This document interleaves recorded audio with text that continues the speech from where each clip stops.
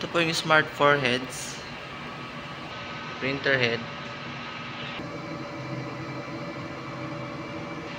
cupping, cleaning,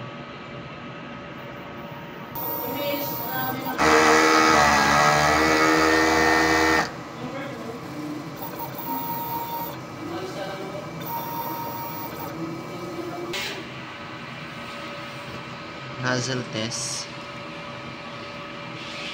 Dito naman po ang ground wire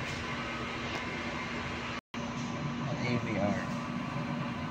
Dito naman po ang ink tank at ink system. Base tank, last disposal po yung Sabado.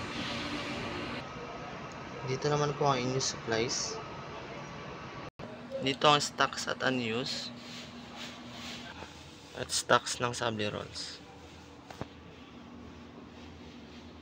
Sa consumables, ang na-consume namin 1.55 ay 5. Naka 474 meters naman po kami naranas. Noon po printer daily checklist.